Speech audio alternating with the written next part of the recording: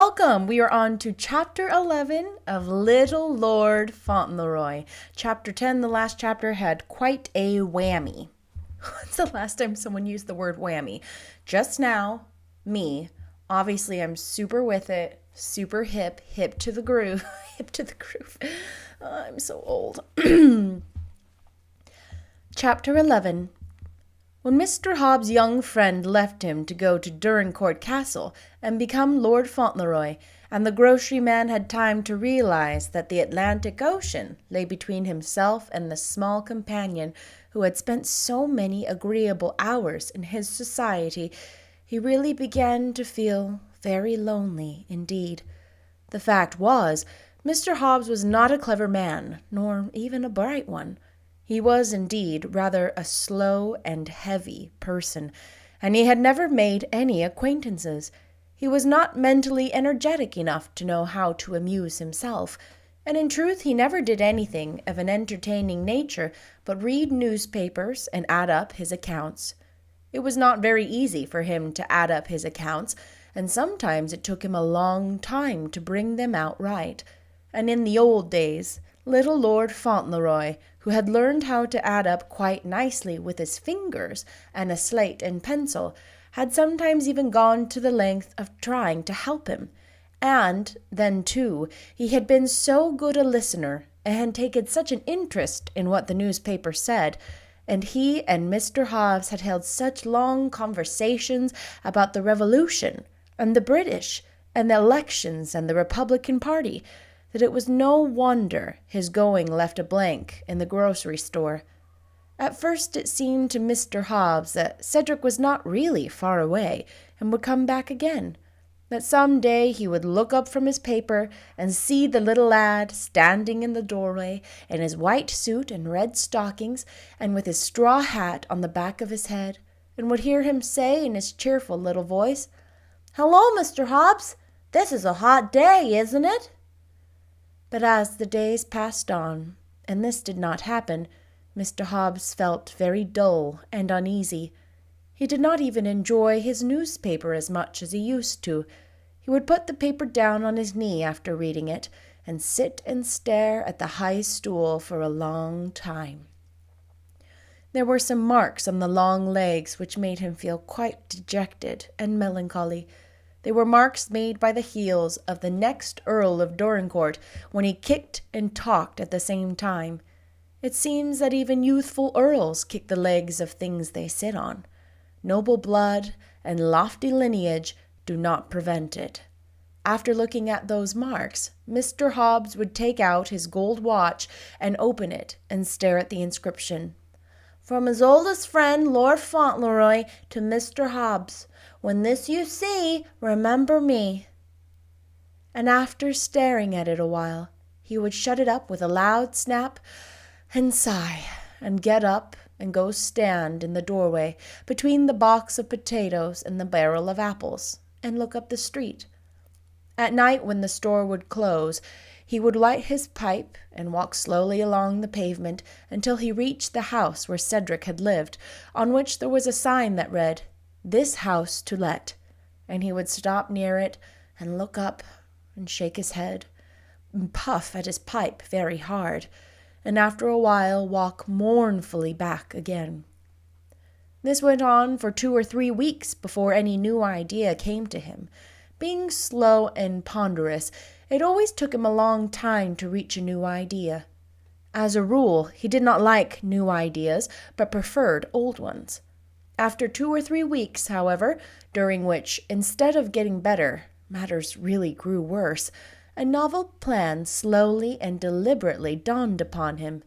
He would go see Dick. He smoked a great many pipes before he arrived at the conclusion, but finally he did arrive at it. He would go see Dick. He knew all about Dick. Cedric had told him, and his idea was that perhaps Dick might be some comfort to him in the way of talking things over. So one day, when Dick was very hard at work blacking a customer's boots, a short, stout man with a heavy face and bald head stopped on the pavement and stared for 2 or 3 minutes at the boot-black sign which read, Professor Dick Tipton can't be beat." He stared at it so long that Dick began to take a lively interest in him, and when he had put the finishing touch on his customer's boots, he said, "Want a shine, sir?" The stout man came forward deliberately and put his foot on the rest. "Yes," he said. Then, when Dick fell to work, the stout man looked from Dick to the sign, and from the sign to Dick. "Where did you get that?" he asked. From a friend of mine," said Dick. "A little feller. He gave me a whole outfit. He was the best little feller you ever saw. He's in England now, going to be one of them lords." Lord, asked Mr. Hobbs with ponderous slowness. "Lord Fauntleroy? Going to be the Earl of Dorincourt?" Dick almost dropped his brush. "Why, boss!" he exclaimed.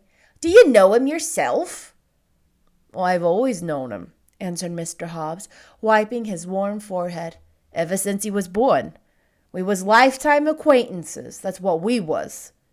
It really made him feel quite agitated to speak of it. He pulled the splendid gold watch out of his pocket and opened it, and showed the inside of the case to Dick.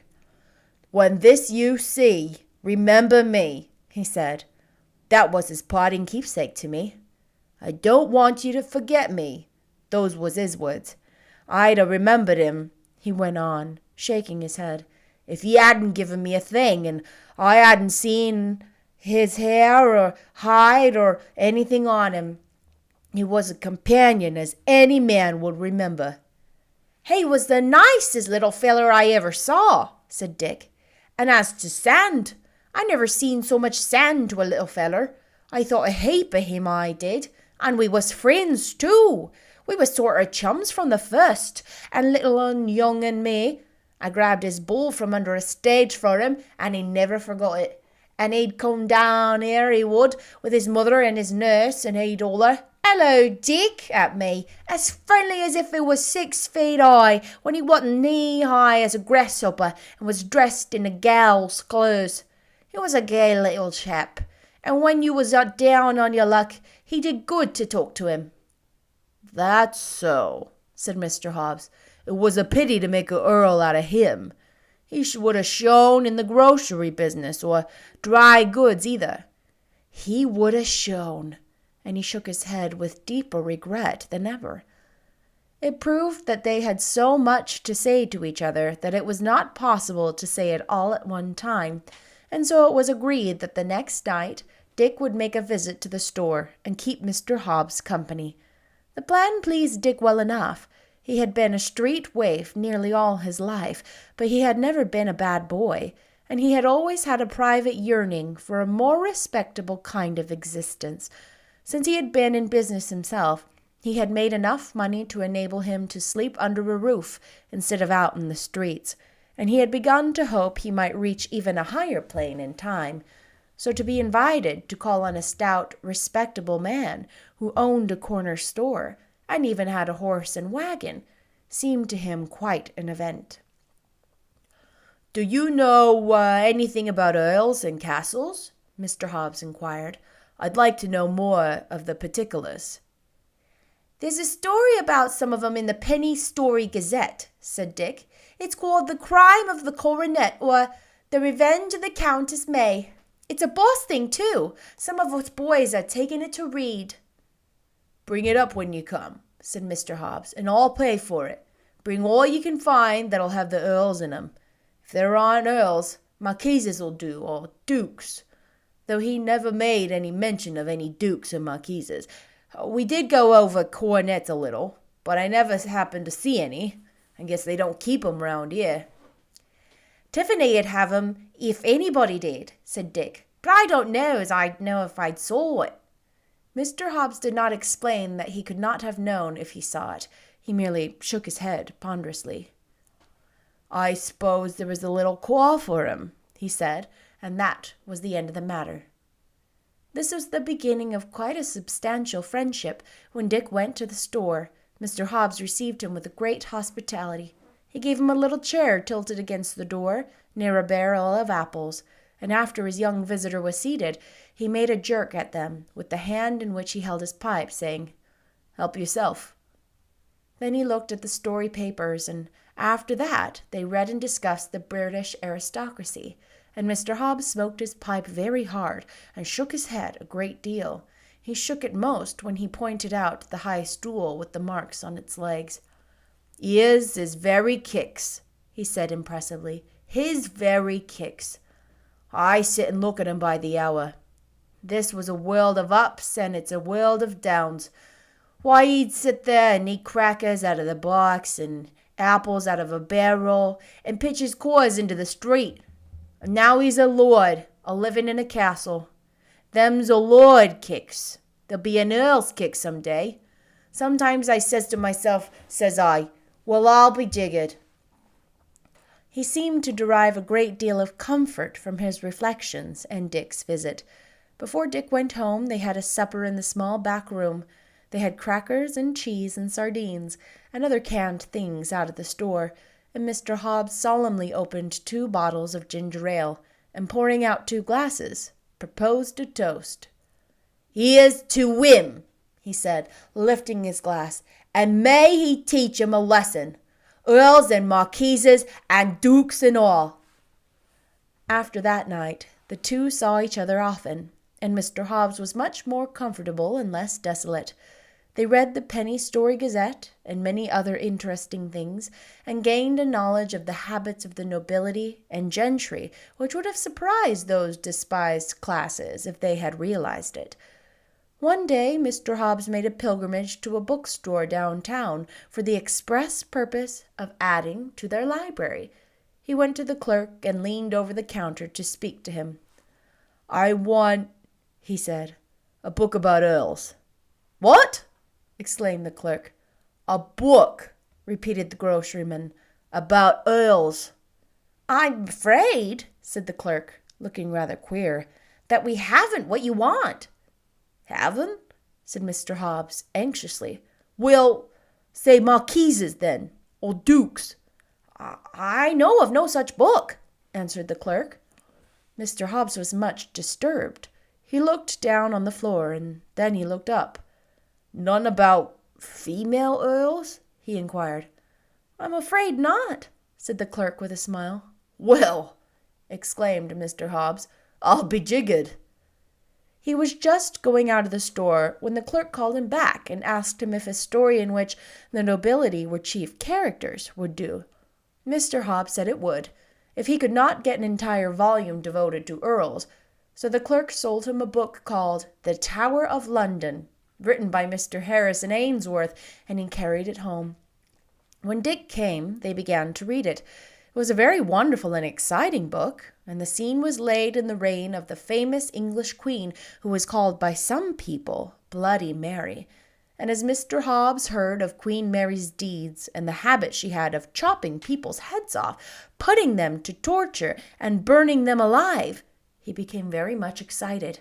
He took his pipe out of his mouth and stared at Dick, and at last he was obliged to mop the perspiration from his brow with his red pocket handkerchief.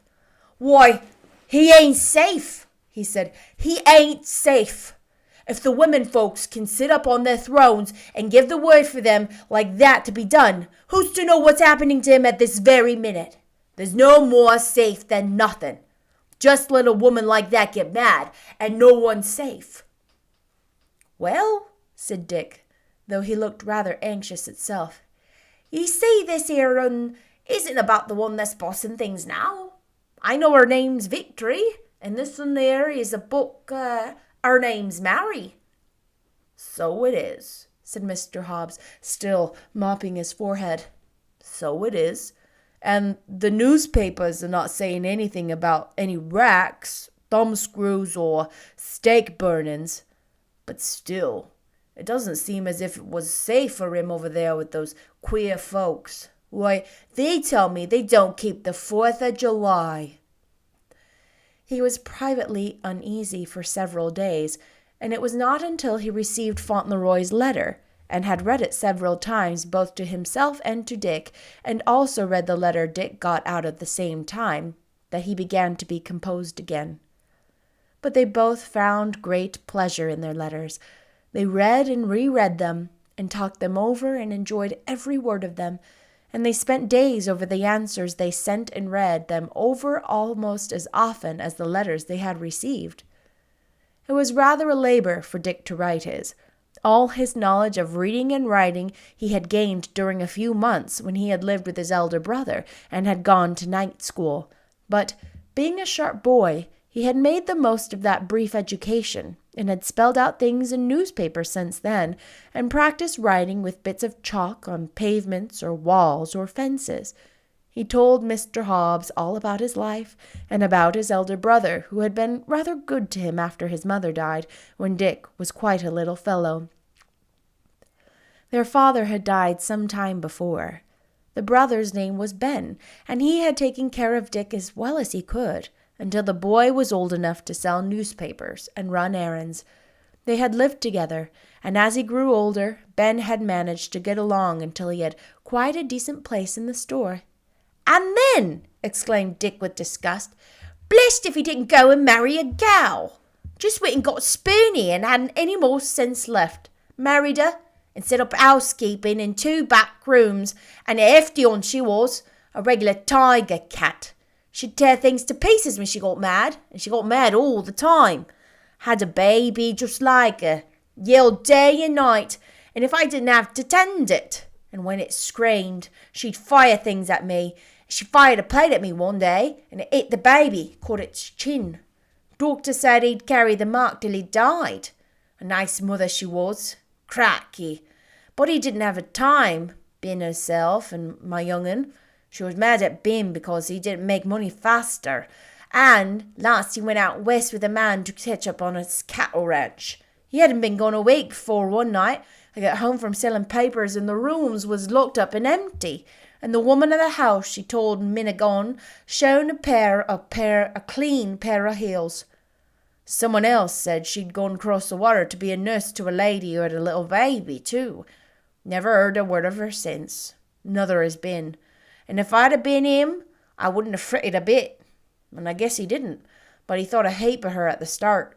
Tell you, he was spoons on her. She was a daisy-looking gal, too, when she was dressed up and up mad. She'd big black eyes and black hair down to her knees. She'd make it into a rope as big as your arm and twist it round and round her head, and I tell you her eyes would snap. Folks used to say she was part Italian. Said her mother and father had come from there, and it made her queer, I tell you. She was one of 'em, she was. He often told Mr. Hobbs stories of her and of his brother Ben, who, since going out west, had written once or twice to Dick. Ben's luck had not been good, and he had wandered from place to place, but at last he had settled down at a ranch in California, where he was to work at the time when Dick became acquainted with Mr. Hobbs. "That gal," said Dick one day, "she took all the grit out of him. I couldn't help feeling sorry for him sometimes." They were sitting in the store doorway together, and Mr. Hobbs was filling a pipe. "He oughtn't to have married," he said solemnly, as he rose to get a match. "Women, I never could see any use of him myself." As he took the match from its box, he stopped and looked down on the counter. "Why," he said, "if here isn't a letter! I didn't see it before. The postman must have laid it down when I wasn't noticing, or the newspaper slipped over it." He picked it up and looked at it carefully. "It's from him!" he exclaimed. "That's the very one it's from." He forgot his pipe altogether. He went back to his chair quite excited and took his pocket-knife and opened the envelope. "I wonder what news there is this time," he said, and then he unfolded the letter and read as follows. Dorincourt Castle. My dear Mr. Hobbs, I write this in a great hurry because I have something curious and to tell you. I know will be very much surprised, my dear friend, when I tell you. It is all a mistake, and I am not a lord and shall not be an earl. There is a lady which was married to my uncle Bevis, who is dead, and she has a little boy, and he is Lord Fauntleroy, because that is the way it is in England. The Earl's eldest son's little boy is the Earl if everybody else is dead. I mean, if his father and grandfather are dead. My grandfather is not dead, but my Uncle Bevis is, and so his boy is Lord Fauntleroy, and I am not, because my papa was the youngest son, and my name is Cedric Errol, like it was when I was in New York, and all things will belong to the other boy. I thought at first I should have to give him my pony and cart, but my grandfather says I need not. My grandfather is very sorry, and I think he does not like the lady, but perhaps he thinks Dearest and I are sorry, because I shall not be an earl. I would like to be an earl now better than I thought I would at first, because this is a beautiful castle, and I like everybody, so, and when you are rich you can do so many things. I am not rich now because when your papa is the only youngest son, he is not very rich. I'm going to learn to work so that I can take care of Dearest. I have been asking Wilkins about grooming horses. Perhaps I might be a groom or a coachman. The lady brought her little boy to the castle, and my grandfather and Mr. Havisham talked to her. I think she was angry. She talked loud, and my grandfather was angry too. I never saw him angry before. I wish it did not make them all mad. I thought I would tell you and Dick right away because you would be interested. So no more at present. With love from your old friend, Cedric Errol, not Lord Fauntleroy. Mr. Hobbs fell back in his chair. The letter dropped on his knee. His penknife slipped to the floor, and so did the envelope. "Will," he ejaculated, "I am jiggered." He was so dumbfounded that he actually changed his exclamation. It had always been his habit to say, "I will be jiggered." But this time he said, "I am jiggered."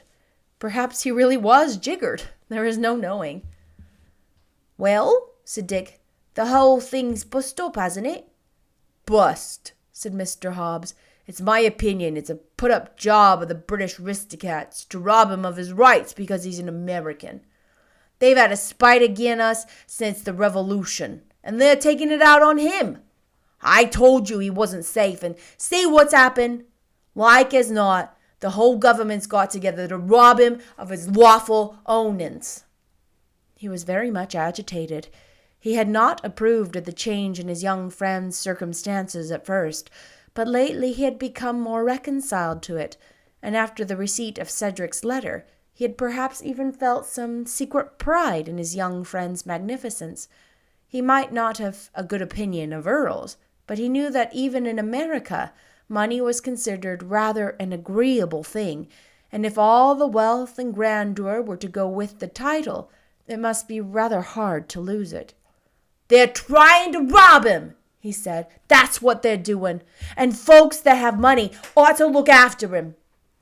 And he kept Dick with him until quite a late hour to talk it over.